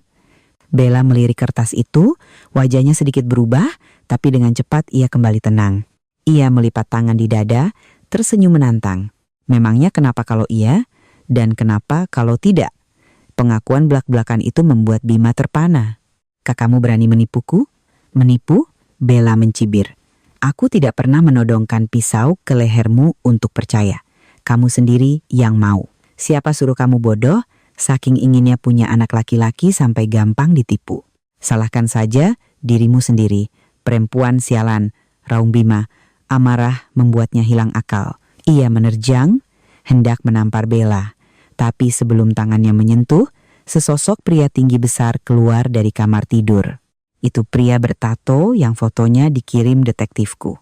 Mau ngapain lo sama cewek gue? Gertak pria itu sambil meregangkan jari-jarinya hingga berbunyi. Bima mundur ketakutan. Kakakmu siapa? Gue bapaknya anak itu. Puas, pria itu tertawa seram. Makasih ya, selama ini udah ngurusin mereka. Dasar bodoh. Sekarang pergi sana, kalian. Kalian berani menipuku. Bima menunjuk keduanya dengan gemetar. Menipumu memangnya kenapa? Kata Bella dengan nada menghina. Laki-laki sepertimu? Tega meninggalkan istri yang sedang hamil besar demi perempuan lain, nasib begini memang pantas kamu dapatkan. Sekarang pergi. Sayang, urus dia, kata Bella pada selingkuhannya. Pria itu, tanpa banyak bicara, langsung menghajar Bima habis-habisan. Bima tak punya tenaga untuk melawan. Ia dipukul, ditendang, diseret keluar apartemen seperti karung sampah. Pria itu melemparkannya ke koridor lalu membanting pintu. Bima tergeletak di lantai, wajahnya berlumuran darah, tubuhnya sakit luar biasa. Tapi rasa sakit fisik ini tak ada apa-apanya dibanding sakit di hatinya. Ia telah ditipu dengan sangat pahit dan hina. Ia telah kehilangan segalanya demi sebuah sandiwara, di mana ia hanyalah seorang badut yang menyedihkan. Dengan sisa tenaga, Bima kembali ke losmen. Ia seperti mayat hidup. Ia membuka pintu kamar, bau busuk yang menyengat langsung menusuk hidungnya. Ia melihat ke arah ranjang. Ibunya, Ibu Ratih, terbaring tak bergerak, spray basah oleh air kencing. Luka di punggungnya sudah bernanah dan mengeluarkan cairan kuning. Ia demam tinggi dan mengigau, terus memanggil namanya. Ibu, ibu, Bima berlari panik. Ia menyentuh dahi ibunya, panas seperti bara. Lukanya sudah infeksi parah. Ia tahu, jika tidak segera membawa ibunya ke rumah sakit, ibunya akan meninggal. Ia menggendong ibunya yang kurus di punggung, berlari ke jalan, menyetop taksi menuju rumah sakit terdekat. Setelah diperiksa, dokter berkata dengan serius, pasien mengalami dehidrasi parah, ditambah lukanya sudah infeksi hingga ke aliran darah. Kondisinya sangat kritis, harus segera dirawat inap. Silakan keluarga urus administrasi dan bayar uang muka dulu. Bima bertanya dengan gemetar. Kira-kira berapa, Dok? Deposit 20 juta dulu. Nanti biaya selanjutnya tergantung perawatan. 20 juta. Angka itu bagi Bima sekarang lebih besar dari gunung. Di kantongnya hanya tersisa beberapa ratus ribu rupiah. Dari mana ia bisa dapat uang sebanyak itu? Ia mulai menelepon. Ia menelepon teman-teman baiknya yang dulu sering ia traktir makan. Tapi saat mendengar ia mau meminjam uang, mereka semua menolak dengan berbagai alasan. Ia menelepon saudaranya, tapi hasilnya sama saja. Nama buruk keluarganya sudah tersebar. Tak ada yang mau berurusan dengannya. Putus asa, Bima terduduk lemas di kursi rumah sakit. Apa yang harus ia lakukan? Membiarkan ibunya mati? Ia tidak bisa. Tapi uang dari mana? Dalam keputusasaannya, ia membuka media sosial, kebiasaan tanpa sadar. Lalu ia melihatnya. Seorang teman membagikan postingan dari halaman Facebook sebuah rumah sakit internasional bintang 5. Judul postingan itu, Selamat datang ke dunia, malaikat-malaikat kecil. Dan di antara foto-foto bayi yang menggemaskan, ada satu foto yang membuatnya terpana. Itu aku, Citra. Aku sedang duduk di ranjang rumah sakit, tapi bukan ranjang besi yang dingin, melainkan di sebuah kamar mewah seperti hotel. Aku terlihat sangat cerah dan cantik. Dengan rambut pendek yang modis, wajah dirias tipis, tersenyum bahagia sambil menggendong bayi laki-laki yang montok dan tampan, terbungkus selimut sutra. Di bawah foto itu ada tulisan, Selamat untuk Ibu Citra dan putranya, Rian, yang telah lahir dengan selamat. Semoga sehat dan bahagia selalu.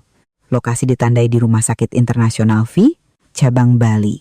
Semuanya meledak di kepala Bima.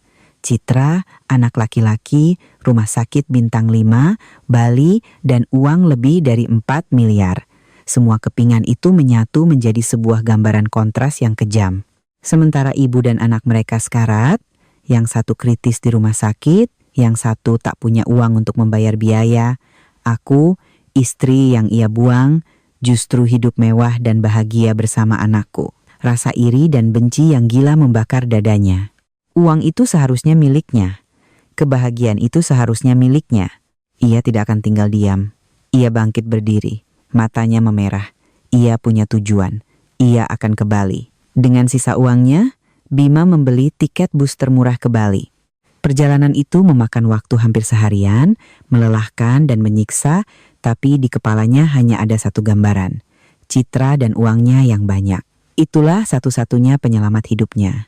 Aku bukan lagi Citra yang dulu, yang akan panik dan bersembunyi. Aku sekarang adalah penguasa permainan ini. Aku ingin menghadapinya, tapi dalam posisi di atas angin. Hari kedatangannya, langit Bali tiba-tiba menurunkan hujan. Hujan deras yang seolah menangisi nasib tragis seorang pengkhianat.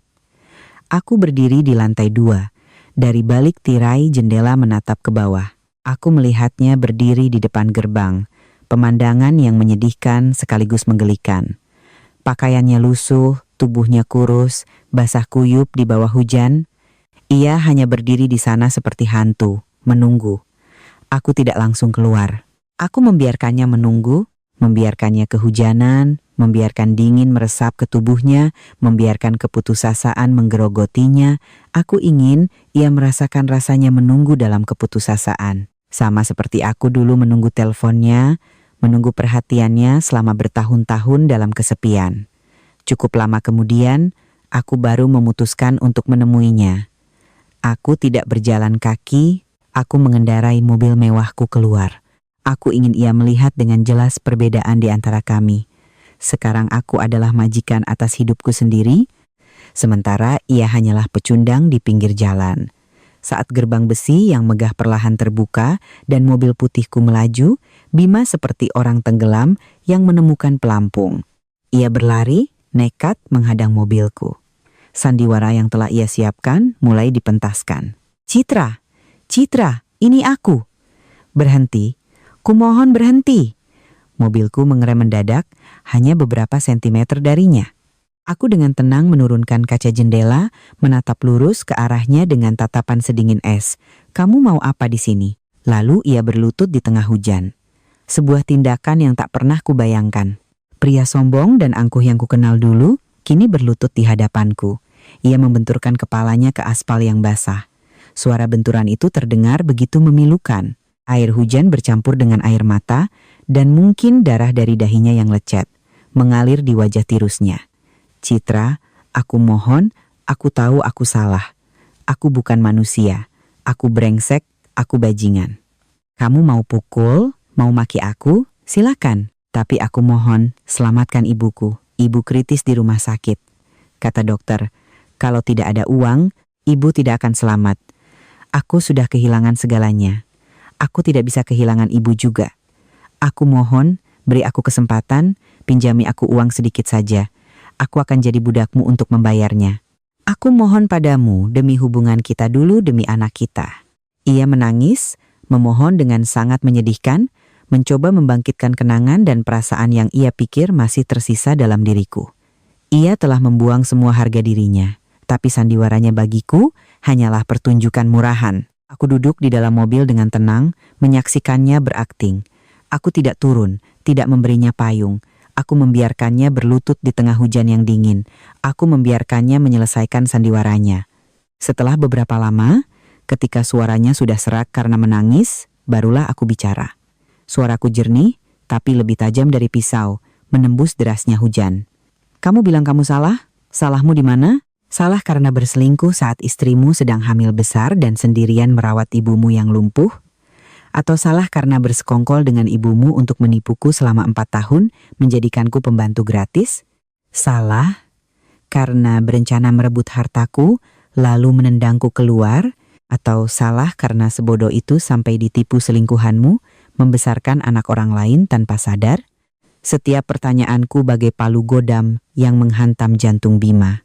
Ia terpana, mengangkat wajahnya menatapku, matanya membelalak ngeri. Ia tidak mengerti bagaimana aku bisa tahu semua itu. Aku tersenyum sinis, senyum penuh ironi dan penghinaan. Kamu kaget, Bima? Jangan kira hanya kamu yang bisa berakting. Kamu yang mengajariku semuanya. Kamu mengajariku apa itu pengkhianatan, apa itu kekejaman. Sekarang kamu mau aku menyelamatkan ibumu. Pertanyaan yang bagus. Waktu ibumu, dengan tubuh lumpuhnya, mengetik pesan memanggil selingkuhanmu, menantu kesayangan. Apa dia berpikir tentang hari ini? Waktu dia menghasutmu untuk menceraikanku setelah selingkuhanmu melahirkan, apa dia berpikir tentang hari ini? Dan kamu, waktu kamu berteriak tolong istri saya di rumah sakit, apa kamu sedetik saja memikirkan aku, istrimu yang asli, yang juga sedang mengandung darah dagingmu? Tidak, kalian tidak pernah memikirkanku, bahkan sedetik pun. Aku berhenti sejenak, membiarkan kata-kataku meresap ke dalam pikirannya yang sudah kosong. Ibu Ratih berakhir seperti ini, itu karmanya. Kamu berakhir seperti ini, itu juga pilihanmu. Kalian tidak berutang permintaan maaf padaku karena itu tidak ada artinya, dan aku juga tidak berutang sedikit pun rasa kasihan pada kalian. Jangan sebut-sebut hubungan kita karena kamu yang telah membunuhnya. Jangan bawa-bawa anakku. Dia tidak punya ayah sepertimu. Berdiri dan pergi. Jangan pernah muncul di hadapan kami lagi. Kalau tidak, aku tidak jamin apa yang akan kulakukan. Satpamku tidak akan seramah aku sekarang. Selesai berkata, aku tidak memberinya kesempatan untuk bicara lagi. Aku menutup kaca jendela, suara klik seolah memutus segalanya. Aku menginjak gas, mobilku melesat melewati Bima, air dari ban mobil menyiprat ke seluruh tubuhnya. Aku melihatnya dari kaca spion, sosok yang menyedihkan, gumpalan lumpur yang berlutut di tengah hujan. Aku telah menenggelamkannya dalam keputusasaan dan kehinaan yang pernah ia berikan padaku. Permohonannya mati tenggelam dalam hujan dan dalam dinginnya hatiku. Pelajaran tentang pengkhianatan, itulah hal terakhir yang kuberikan untuk Bima. Setelah hari itu, ia tidak pernah lagi muncul di depan gerbang rumahku. Mungkin kata-kataku benar-benar telah menghancurkannya, menghancurkan ilusi terakhir yang ia pegang. Aku juga tidak lagi membutuhkan detektif. Aku memutus semua kontak, semua informasi tentangnya. Hidupnya, sejak saat itu, tidak ada lagi hubungannya denganku dan anakku. Namun, beberapa bulan kemudian, seorang teman lama di Jakarta kebetulan meneleponku. Setelah bertanya kabar, ia dengan ragu menceritakan akhir dari Bima dan ibunya. Katanya, setelah kembali dari Bali, Bima hancur total. Tanpa uang, tanpa harapan, ia menelantarkan ibunya di rumah sakit. Ibu Ratih, di hari-hari terakhirnya, dirawat oleh para relawan dan belas kasihan pasien lain. Ia menghembuskan napas terakhirnya di ranjang besi yang dingin dalam kesendirian dan penderitaan. Konon, hingga saat meninggal, dalam igawannya ia terus menyebut dua kata, bubur dan citra. Mungkin itu adalah penyesalan terakhir dari seorang ibu yang salah karena memanjakan putranya dan kejam pada menantunya. Bima, setelah kematian ibunya, ikatan terakhirnya dengan dunia ini pun putus. Ia tidak lagi kembali ke losmen, tidak menghubungi siapapun. Orang-orang melihatnya berkeliaran di jalanan Jakarta, rambutnya gimbal, pakaiannya compang camping, badannya bau. Ia terkadang tertawa, terkadang menangis, menggumamkan hal-hal yang tidak jelas. Ia telah menjadi gila. Dari seorang pria mapan dengan masa depan cerah, ia menjadi gelandangan, sampah masyarakat, hidup dari belas kasihan orang lain. Itulah harga terakhir dan paling kejam yang harus ia bayar atas pengkhianatan dan kebodohannya. Mendengar cerita itu, aku hanya diam. Di hatiku tidak ada rasa puas, juga tidak ada rasa kasihan. Hanya ketenangan yang aneh. Semua dendam seolah telah terbang bersama angin laut. Mereka telah menulis akhir untuk hidup mereka sendiri. Dan aku hanyalah orang yang berani melangkah keluar dari drama tragis itu untuk menulis cerita baru bagi diriku sendiri. Dan cerita baruku sungguh indah. Rian, putraku, tumbuh semakin tampan dan pintar. Ia adalah matahariku, sumber kehidupanku, motivasiku untuk terus berusaha. Aku memberinya yang terbaik, bukan secara materi, tapi cinta dan pendidikan. Aku mengajarinya tentang kebaikan, ketulusan, dan yang terpenting, menghormati perempuan. Aku ingin ia tumbuh menjadi pria yang baik, pria yang sangat berbeda dari ayahnya. Butik pakaian ibu dan anak yang kubuka dengan merek Rian Citra semakin sukses. Ini bukan hanya bisnis, ini adalah passion, anak spiritualku. Aku merancang sendiri, memilih sendiri setiap bahan, memberikan produk terbaik bagi para ibu dan anak. Butikku menjadi tujuan terpercaya di kota, tidak hanya memberiku kemandirian finansial, tapi juga kebahagiaan dan pengakuan. Aku menjadi seorang ibu tunggal yang kuat, mandiri, dan cantik. Di sekitarku tidak sedikit pria mapan yang mencoba mendekat, tapi aku tidak terburu-buru. Hatiku punya luka yang besar, dan aku butuh waktu untuk menyembuhkannya. Aku tidak lagi percaya pada janji manis.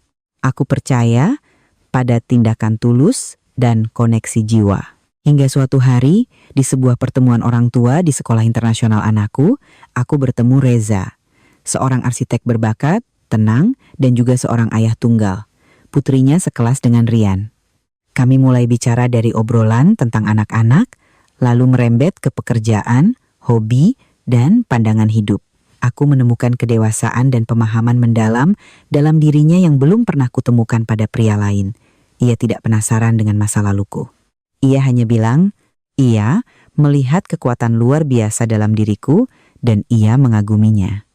Ia menyayangi Rian seperti anaknya sendiri, dengan sabar mengajari Rian bermain catur, merakit mainan, hal-hal yang tidak bisa kulakukan. Cinta datang lagi padaku, tidak terburu-buru, tapi lembut dan tenang seperti aliran sungai. Suatu sore saat matahari terbenam di pantai, Reza berlutut melamarku. Bukan dengan cincin berlian, tapi dengan sebuah cangkang kerang indah yang ia dan putrinya cari dengan susah payah. Ia bilang, ia tidak berjanji akan memberiku kehidupan materi yang lebih mewah karena aku sudah memilikinya. Ia hanya berjanji akan memberi kami sebuah rumah yang sesungguhnya, sebuah bahu untuk bersandar, dan cinta yang tulus selamanya. Aku menangis, tapi kali ini air mata kebahagiaan. Aku menerimanya. Pernikahan kami diadakan dengan hangat di pantai, hanya dihadiri orang-orang terdekat. Berdiri di hadapan laut, bergandengan tangan dengan pria pilihanku, melihat kedua anak kami, putraku dan putrinya sedang asyik membangun istana pasir. Aku tersenyum puas. Aku pernah melewati badai, pernah jatuh ke jurang pengkhianatan. Tapi aku tidak hancur. Aku bangkit sendiri, menemukan matahariku sendiri. Kisahku adalah bukti bahwa nilai seorang wanita tidak terletak pada kesabaran Naomi. Tuah melainkan pada keberaniannya untuk membuang hal-hal beracun yang tidak pantas dan memulai kembali. Kebahagiaan sejati akan selalu menanti mereka yang tahu cara mencintai dan menghargai diri sendiri. Masa lalu telah berlalu dan di hadapanku terbentang masa depan yang cerah, cakrawala yang damai dan penuh kebahagiaan. Tentu, berikut adalah kelanjutan dan penyelesaian lengkap dari cerita tersebut, termasuk bagian refleksi dan pelajaran moral hingga akhir. Kisah ini berakhir.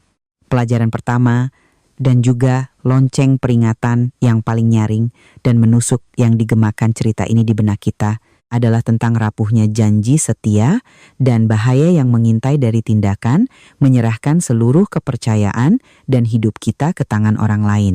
Selama berabad-abad, dari generasi ke generasi, wanita Asia pada umumnya dan wanita Indonesia pada khususnya selalu dibesarkan dan dididik dalam sebuah sistem pemikiran bahwa pengorbanan adalah kebajikan tertinggi, mahkota paling cemerlang yang harus dikenakan oleh seorang istri dan ibu. Citra telah hidup sepenuhnya dengan keyakinan yang polos dan murni itu. Ia mengorbankan masa mudanya yang paling indah, menyerahkan seluruh aset hasil keringat dan air mata orang tuanya untuk membangun sebuah rumah tangga, agar pria yang dicintainya bisa berdiri tegak di hadapan dunia. Ia bahkan menjalankan bakti hingga ke tingkat tertinggi, tingkat yang mungkin bahkan sulit dilakukan oleh anak kandung sekalipun. Merendahkan diri membersihkan kotoran, melayani makan, dan tidur seorang ibu mertua yang lumpuh dan kejam selama 4 tahun tanpa satu keluhan pun. Ia percaya bahwa alam semesta ini adil, bahwa jika ia memberikan semua kebaikannya, Ia akan menerima kesetiaan mutlak dan rasa terima kasih yang mendalam.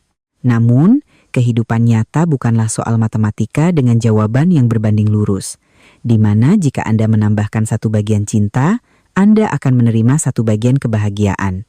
Pengorbanan yang buta, dedikasi tanpa batas untuk melindungi diri sendiri, terkadang justru menjadi pisau tak terlihat yang memupuk pengkhianatan pasangan, berkembang menjadi sejenis kanker yang menghancurkan segalanya. Bima telah merobek-robek kepercayaan itu. Ia memanfaatkan kelembutan, kesabaran, dan kelapangan hati Citra untuk membangun topeng moralitas palsu yang begitu sempurna hingga menakutkan. Ia memerankan suami yang penuh perhatian, seorang calon ayah teladan yang di malam hari mengelus perut buncit istrinya dengan kata merawatnya dengan penuh kasih. Kepribadian ganda Bima tidak hanya menunjukkan kemerosotan moral, tetapi juga membuktikan sebuah kebenaran yang dingin. Ketika seseorang sudah berniat menipu, mereka bisa mementaskan drama yang bahkan akan membuat sutradara paling hebat sekalipun angkat topi. Hal ini mengajarkan kita sebuah kebenaran yang keras, namun sangat penting untuk bertahan di dunia yang kompleks ini. Tidak peduli seberapa besar Anda mencintai pasangan Anda, tidak peduli seberapa indah pernikahan Anda saat ini, jangan pernah kehilangan kewarasan dan sudut pandang independen sebagai orang dewasa. Kata-kata manis bisa diucapkan dengan mudah, pelukan bisa dipentaskan dengan terampil, tetapi tindakan nyata dan perilaku yang tidak biasa adalah bukti paling otentik dari isi hati seseorang. Jangan pernah mengubah diri Anda menjadi bola lampu yang hanya tahu cara menghabiskan energi untuk menerangi orang lain, sambil lupa bahwa diri Anda sendiri juga perlu dinyalakan, perlu dicintai, dan dilindungi. Ketika pengorbanan Anda dianggap sebagai hal yang wajar, sebagai udara gratis yang dihirup setiap hari tanpa pernah peduli akan keberadaannya, saat itulah Anda sedang merendahkan nilai diri Anda di mata pasangan. Dan tragedi kehancuran hanyalah soal waktu. Melanjutkan renungan ini, cara Citra merespons rasa sakit yang luar biasa membawa kita pada pelajaran berharga tentang karakter, ketabahan, dan ketenangan yang penuh kekuatan dari seorang wanita modern. Reaksi yang paling umum dan naluriah dari kebanyakan kita ketika memergoki pengkhianatan secara langsung, terutama dalam situasi sensitif dan penuh luka, seperti saat hamil adalah berteriak, menangis, mencakar, dan melabrak untuk menuntut keadilan, untuk melampiaskan amarah yang membara di dada. Kita ingin merobek wajah si pengkhianat, ingin seluruh dunia tahu betapa hinanya mereka. Tetapi Citra tidak melakukannya. Ia memilih jalan lain, jalan yang lebih sulit, lebih dingin, menuntut kekuatan batin yang luar biasa. Namun, memberikan luka yang paling dalam bagi mereka yang telah menginjak-injaknya. Ia memilih keheningan total. Keheningan Citra di lobi rumah sakit hari itu bukanlah kelemahan, kepasrahan, atau kebingungan. Itu adalah momen di mana akal sehat seorang wanita yang terpojok telah mengatasi semua kekacauan emosi. Itulah saat seekor burung phoenix memutuskan untuk meninggalkan tumpukan abu dingin demi mempersiapkan kelahiran kembali yang agung. Dengan diam-diam berbalik dan pergi, ia tidak merendahkan martabatnya dengan pertengkaran sia-sia di depan umum. Tindakannya selanjutnya adalah pukulan telak yang sesungguhnya. Diam-diam menjual rumah, menguras seluruh isi rekening, mengemasi barang-barang, dan memutus semua kontak, meninggalkan ibu mertuanya yang kejam terdampar di rumah yang sudah berpindah kepemilikan. Citra menggunakan tindakan nyata yang paling dahsyat untuk membuktikan sebuah kebenaran yang tegas. Hukuman tertinggi dan paling kejam bagi seorang pengkhianat bukanlah dengan menunjukkan betapa Anda menderita, melainkan dengan menunjukkan bahwa mereka tidak lagi memiliki nilai apapun dalam hidup Anda. Anda bisa mencabut semua hak istimewa yang pernah Anda berikan kepada mereka. Ia dengan tega mencabut semua fondasi materi, kenyamanan, dan satu-satunya sandaran yang dinikmati oleh Bima dan ibunya dengan tanpa rasa syukur. Melalui tindakan yang tegas dan menghancurkan ini, sebuah pesan kemanusiaan dan pendidikan yang mendalam tergambar dengan sangat jelas, bersinar terang seperti mercusuar bagi para wanita yang sedang goyah. Kemandirian finansial adalah pelampung penyelamat terbaik, baju zirah terkuat bagi seorang wanita saat menghadapi badai pernikahan. Coba bayangkan sebuah skenario yang menyedihkan. Jika Citra tidak memiliki aset pribadi, tidak memiliki hak untuk menentukan nasib rumah yang ia tinggali, tidak memiliki tabungan hasil jerih payahnya sendiri, apakah ia bisa berjalan pergi dengan kepala tegak dan setegas itu? Tentu saja tidak. Jika ia dalam posisi bergantung, ia harus menelan air mata, harus terus hidup berbagi suami, menahan pengkhianatan yang kotor hanya karena takut jika ia pergi, ia akan terdampar di jalanan dengan perut buncit tanpa kemampuan untuk menghidupi anaknya. Pelajaran mendalam di sini adalah tidak peduli seberapa mesra kehidupan pernikahan Anda, tidak peduli pria Anda berjanji akan menafkahi Anda seumur hidup, wanita wajib memiliki dana darurat, pekerjaan yang menghasilkan pendapatan, dan kemampuan untuk mandiri secara ekonomi. Memegang kendali finansial bukanlah sebuah perhitungan yang picik atau pertahanan egois yang melukai cinta, melainkan sebuah benteng untuk melindungi martabat yang tidak bisa ditawar. Uang itu sendiri tidak bisa membeli kebahagiaan sejati atau cinta yang setia, tetapi uang memberi Anda hak istimewa tertinggi, hak untuk memilih cara Anda menghadapi tragedi. Uang memberi Anda hak untuk menangis dan menyembuhkan luka di sebuah resor mewah di tepi pantai, alih-alih meraung-raung di sebuah kamar kos yang kumuh dan bocor. Dan yang terpenting, uang memberi Anda kekuatan untuk mengatakan tidak dengan tegas pada hal-hal buruk yang menggerogoti hidup Anda, memungkinkan Anda untuk pergi tanpa harus khawatir tentang makan apa esok hari. Jangan pernah berhenti berusaha, belajar, dan meningkatkan nilai diri. Karena ketika Anda adalah individu yang mandiri, kuat, dan berdaya, tidak akan ada pengkhianat manapun, sekejam apapun, yang mampu menghancurkan Anda sepenuhnya. Kita juga tidak bisa mengabaikan sudut pandang yang sangat mendalam tentang konsep hukum tabur tuai dan karma yang selalu ada, mengikuti setiap tarikan napas dalam cerita yang penuh drama ini. Lihatlah karakter Ibu Bima, Ibu Ratih. Meskipun dalam kondisi lumpuh dan membutuhkan perawatan setiap saat, ia memiliki hati yang sempit, jahat, dan licik. Ia menikmati perawatan yang telaten dari menantunya, bahkan untuk hal-hal yang paling kotor sekalipun. Namun, diam-diam ia menutupi dan membantu perbuatan zina putranya. Bahkan, dengan tidak tahu malu menyebut selingkuhan putranya sebagai menantu kesayangan. Ia mewakili prasangka kuno yang mengakar, yang mentolerir kejahatan dan kesalahan hanya demi kepentingan egois keluarganya, meremehkan pengorbanan orang lain. Dan hukum karma alam semesta telah bekerja dengan sempurna, adil, dan paling kejam. Buah pahit yang harus ia tuai bukanlah datang dari balas dendam langsung dari Citra, melainkan dari pengkhianatan dan ketidakbecusan putra yang sangat ia cintai dan manjakan. Ketika Citra tidak lagi ada sebagai tameng dan penopang, ia langsung diusir dari rumahnya yang nyaman, dilemparkan ke losmen yang kumuh. Ia ditelantarkan oleh anak kandungnya sendiri hingga lukanya terinfeksi, karena Bima sibuk mencari uang untuk membiayai selingkuhan dan anak haramnya. Akhirnya, ia meninggal dalam penderitaan fisik dan penyesalan mental yang mendalam.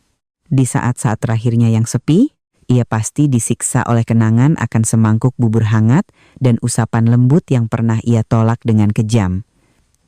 Itulah hukuman paling menyakitkan bagi orang yang tidak tahu berterima kasih. Lalu bagaimana dengan Bima dan Bella? Mereka yang berniat membangun istana kebahagiaan di atas kebohongan, di atas fondasi pengkhianatan dan penderitaan orang lain, akhirnya saling membuka topeng dan saling mencabik seperti binatang buas. Bima, yang dengan sombong membuang istrinya demi selingkuhan muda, mengira dirinya adalah pemenang. Namun, guncangan hebat saat mengetahui anak yang ia sayangi bukan darah dagingnya, perlakuan kejam dari selingkuhan asli Bella, dan keadaannya yang bangkrut, terlilit utang, kehilangan ibu, ditinggal istri, hingga akhirnya menjadi gila dan menggelandang di jalanan, adalah akibat tak terhindarkan dari serangkaian pilihan yang tidak bermoral, buta, dan kejam. Bella, seorang penipu yang memanfaatkan pria, akhirnya juga menunjukkan wajah aslinya yang hina, terjerat dalam lingkaran kebohongan dan kekerasan. Langit tidak pernah keliru. Siapa menabur angin, pasti akan menuai badai. Tidak meleset sedikit pun. Cerita ini mendidik kita dengan tegas bahwa kebaikan dan ketulusan mungkin terkadang diinjak-injak pada suatu waktu, tetapi kejahatan, kebohongan, dan keserakahan pada akhirnya akan menciptakan perangkap untuk menghancurkan dirinya sendiri. Jangan pernah, karena keserakahan akan hal-hal materi yang fana atau nafsu sesaat, menukar nilai-nilai sejati yang sudah Anda miliki. Bagi mereka yang berniat menginjak-injak kebahagiaan orang lain, menipu pasangan hidup mereka, jadikanlah tragedi Bima sebagai cermin untuk bercermin setiap hari. Kehidupan ini sangat adil. Uang hasil menipu, cinta hasil selingkuh, pada akhirnya akan menjadi asap yang lenyap begitu saja. Yang tersisa hanyalah penyesalan nurani dan hukuman bernama karma yang akan menyiksa selamanya. Hiduplah sesuai dengan moralitas. Bersyukurlah kepada mereka yang telah membantumu. Hargai pasangan hidupmu yang siang dan malam membangun rumah tangga bersamamu. Hanya cinta yang tulus, kesetiaan, dan moralitas yang bersihlah fondasi terkuat untuk membangun istana kebahagiaan abadi yang tahan terhadap segala badai waktu. Jika kita tahu cara menyalakan lilin pengampunan dan cinta, tetapi pada saat yang sama juga tahu cara mengasah dan memegang pedang ketegasan untuk memotong tumor ganas dalam hubungan yang beracun, hidup ini pasti akan menjadi jauh lebih baik, damai, dan cemerlang. Dari sudut pandang filosofis yang lebih dalam, kita menyadari bahwa balas dendam terbesar bukanlah membuat musuh berdarah, melainkan membiarkan musuh menyaksikan kita menjalani kehidupan yang jauh lebih cemerlang dari sebelumnya, sementara mereka tenggelam dalam puing-puing yang mereka ciptakan sendiri. Gambaran Citra di adegan-adegan terakhir cerah, cantik, menggendong bayinya di rumah sakit bintang 5, menikmati kehidupan damai di tepi pantai adalah sebuah potret yang sangat kontras dengan kehancuran dan kegilaan Bima yang berlutut di bawah hujan di depan gerbang. Penolakan Citra yang dingin dan tegas adalah puncak dari pelepasan. Ia tidak membenci, ia hanya telah menghapus keberadaan Bima dari alam semesta miliknya. Permohonan putus asa Bima tidak menyentuh sedikit pun belas kasihan Citra, karena belas kasihan hanya untuk mereka yang pantas, bukan untuk mereka yang dengan sengaja menghancurkan hati orang lain lalu memohon simpati ketika mereka sendiri jatuh. Tindakan memutus semua bantuan, membiarkan ibu mertuanya yang lumpuh, bukanlah kekejaman, melainkan pengembalian yang setimpal atas apa yang pantas mereka terima. Citra telah melakukan semua tugasnya sebagai menantu.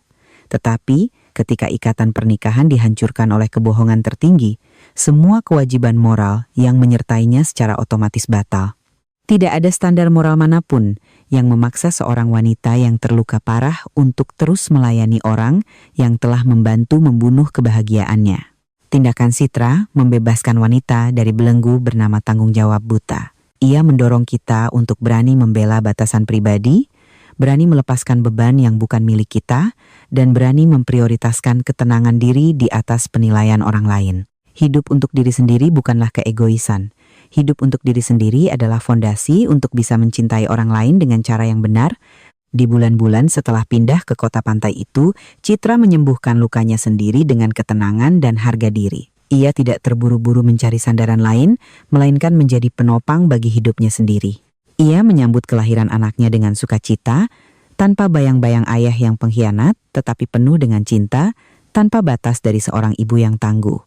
Anak itu akan tumbuh, bukan di keluarga yang penuh kepalsuan, tetapi di lingkungan yang dipupuk oleh ketangguhan dan harga diri ibunya. Itulah hadiah terindah yang Citra berikan untuk anaknya. Ia membuktikan bahwa seorang wanita bisa menjadi ibu tunggal yang bahagia dan cemerlang, selama ia memiliki cukup kemandirian ekonomi, ketabahan, dan hati yang telah ditempa api untuk menjadi sekeras berlian. Hidup adalah perjalanan panjang dengan banyak persimpangan tak terduga. Akan ada saat-saat kita jatuh dan merasa tak bisa bangkit lagi. Akan ada saat-saat kita ditusuk dari belakang oleh orang yang paling kita percaya. Tapi ingatlah, rasa sakit sebesar apapun hanyalah satu bab pendek dalam novel kehidupan. Yang penting adalah, apakah Anda berani membuka halaman baru, memegang pena, dan menulis bab-bab selanjutnya yang lebih gemilang. Hadirin sekalian, sebagai penulis yang merangkai naik turunnya kisah ini, hati saya benar-benar terasa sesak saat membayangkan sosok istri hamil yang berdiri mematung di koridor rumah sakit itu. Saya tidak membangun tragedi ini untuk menebar pesimisme tentang pernikahan, melainkan hanya ingin menggunakan sebuah guncangan fiktif untuk membangunkan jiwa-jiwa yang sedang tertidur dalam kepasrahan. Kita sering diajarkan untuk memupuk kebajikan pengorbanan, tetapi jarang ada yang mengajari seorang wanita cara menetapkan batas untuk kesabarannya. Rumah yang dijual, ibu mertua yang ditinggalkan, bukanlah kekejaman dari pihak Citra, melainkan konsekuensi tak terhindarkan ketika kelapangan hati diinjak-injak hingga ke dasarnya. Terkadang, memotong sebuah tumor, meskipun harus menahan sakit dan darah, jauh lebih baik daripada membiarkannya menggerogoti hidup kita perlahan-lahan. Perlawanan dingin Citra adalah suara yang mewakili hak untuk dihormati dan hak untuk membela diri bagi kaum yang sering dianggap lemah. Setiap pria bisa menyembunyikan pengkhianatan dengan ribuan kata manis, tetapi pada akhirnya waktu akan selalu menjadi hakim yang paling adil yang akan menelanjangi semua kepalsuan. Saya ingin berpesan kepada separuh dunia bahwa cinta, sedalam apapun, tidak boleh ditukar dengan harga diri dan kemandirian Anda. Finansial yang kuat dan kepala yang dingin adalah pelampung penyelamat terbaik saat kapal pernikahan tiba-tiba karam. Mereka yang menebar luka pada orang lain seperti Bima atau ibu mertuanya, pada akhirnya harus merasakan sendiri pahitnya kesepian dan pengkhianatan. Itulah hukum tabur tuai yang tidak pernah meleset, yang saya yakini sepenuhnya selama perjalanan saya menulis. Luka apapun pada akhirnya akan sembuh. Yang penting adalah apa yang kita pelajari dari puing-puing itu. Biarkan air mata yang jatuh menjadi tanah subur yang menumbuhkan pohon ketabahan yang baru, yang lebih kuat dan tangguh. Setiap wanita adalah sekuntum bunga. Jika tidak bisa mekar di taman yang gersang, beranikan diri untuk mencabut akarmu dan menanam diri di cakrawala yang baru. Saya berharap siapapun yang sedang bimbang di persimpangan jalan, kehidupan akan menemukan cukup keberanian untuk melepaskan hal-hal yang tidak pantas dan membuka jalan untuk menyambut kebahagiaan sejati.